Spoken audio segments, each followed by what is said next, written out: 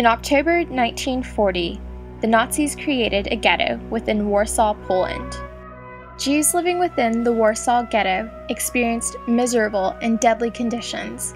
However, survival was possible through hope. Holocaust survivor Thomas Tovey Blatt wrote in his novel From the Ashes of Sobibor that hope was the worst curse for Jews and weakened resistance since it numbed their will. However, Frieda, who survived the Warsaw Ghetto and life in concentration camps, argues that hope fueled resistance and made way for survival. Hope within the ghetto restored a sense of normalcy, which allowed Jews to resist with spiritual and moral strength. This is Holocaust survivor Frieda story. Our building was incorporated into the ghetto. In other words, our building was in the ghetto because we lived in the Jewish quarters. So in that, we're extremely fortunate because we did not have to give up our apartment. So we had some roots. Relatives of my mother who lived in a small town not too far from Warsaw were expelled from their little, was almost a village or a tiny town, a shtetl, and they moved in with us. At one point, there may have been about 18 people in this small apartment. All our apartments, everybody took in people, as many as possible, and it reaches a point where you cannot really share the apartment with more people than you already are sharing it with. There was no room for them, so there was living in the streets. Winters in Poland are very, very bitter, and there was no food for them, so they were just dying. So we're stepping over the bodies of people, not with indifference, with horror and with terror.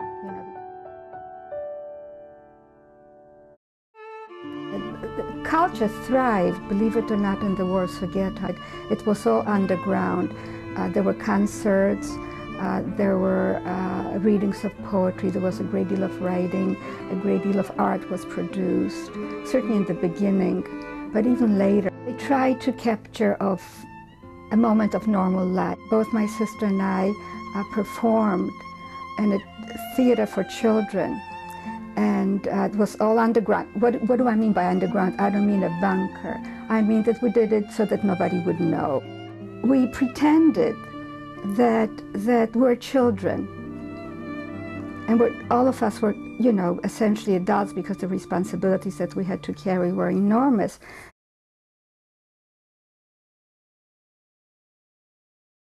The only possession that was permanent was education. We had it here. We carried all our possessions here, which was extremely important, and perhaps also here in the soul.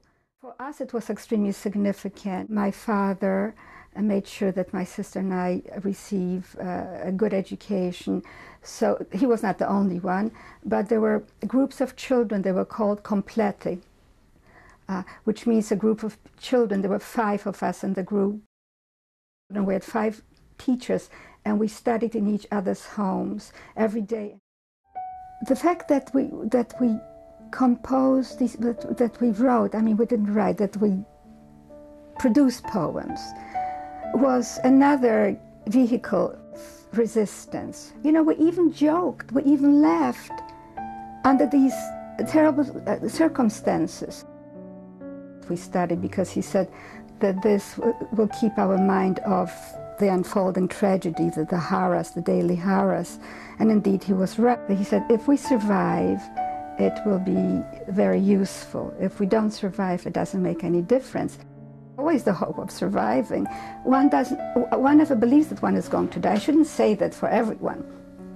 I certainly did not believe that I was going to die in the concentration camps. When the roundups became more frequent, it was more and more difficult to leave your house. Initially, the roundups were largely from the streets, in the streets. In July 1942, the decree to murder all the Jews came. Ultimately, my father decided to build a bunker, and many people did. Everybody was building bunkers, and so the entrance to our bunker was through a toilet bowl. Our bunker became the headquarters for the underground. And if you tried to fight or to resist, or you were shot on the spot. We had no weapons. Many people don't understand. They say, why didn't you fight back? With what? We could only fight back with our spirit, with our moral strength. That was the only weapon we had. At this point, we didn't study anymore. It was impossible to go to school. But my father read to us Yiddish books. Every night he read to us Yiddish books of the great writers like Peretz, Shalom Aleichem, and all the others. Actually, through, even though we're not religious, our sense of Jewishness was very profound. We were sent to Majdanek. Now, at that point, the whole ghetto was in flames because the resistance was extremely effective, and the Germans did not believe the Jews can fight back. To this day, and I guess as I'm growing older, it becomes, the vision is more immediate. I see my father in the gas chamber, and it's a very painful image. People were scratching the walls. It was a slow death, 20 minutes or half an hour. And before he was taken to the gas chamber, he charged me with taking care of my mother and sister. He, who always took care of me, asked me to take care of my mother. We were picked as a group to go to this camp, and we asked him, and he says, don't worry, you're not going to be killed, but you're going to another camp. And I rejoiced. I was very happy about it. But then, my goodness, where are my mother and my sister? They were convinced that I was going to the gas chamber, that the whole thing was a ruse, the whole thing was a lie, and they did not want me to die by myself. So they changed places with two other women who also believed that they were going to the gas chamber. I did not. So these two women were very happy to change places with my mother and sister, and these two women were probably killed, which is not a happy thought to live with, even though we had really, my mother and sister wanted to die with me.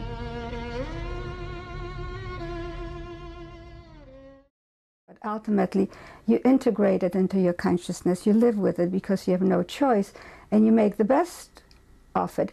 How do you make the best of it? You retain your sense of humanity. You retain your sense of selfhood, which was extremely important later in the ghetto and concentration camps. You never allow yourself to be dehumanized. And that's how you fight back, because you cannot fight back with rocks, certainly not children. And it was extremely dangerous to fight back. If you gave up, you couldn't live. If you didn't believe that you're going to survive, there was just no way that you could survive, which is not to say that we did anything extraordinary, because everything was largely by chance. People were killed largely by chance because they were in that particular place. Everybody was to be killed. But if you didn't have that gumption, if you didn't have that will, and I think my will came from the fact that I was with my mother and sister, because we were really like one organism. We're literally breathing for one another. And I hated the German with a passion that I cannot describe.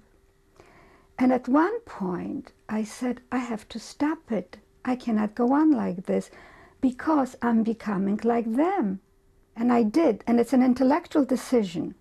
It's not emotional. It's not spiritual. It's purely intellectual. I know it is wrong, because hatred produces what the Germans produced and other atrocity. But if you retain your sense of self, if your selfhood is intact, then those who try to destroy you are the beasts. They are the dehumanized. In 1947, Frieda Aaron, along with her mother and sister, immigrated to the U.S. The hope which fueled her desire to receive an education within the ghetto continued throughout her life and allowed her to graduate from Brooklyn College and later complete 2 master's degrees and a PhD in comparative literature. Although Toby Block claimed that hope weakened the chances of survival, Frieda Aaron's hope inspired her to survive and look within for strength, despite the Nazis' means toward the final solution of the Jews.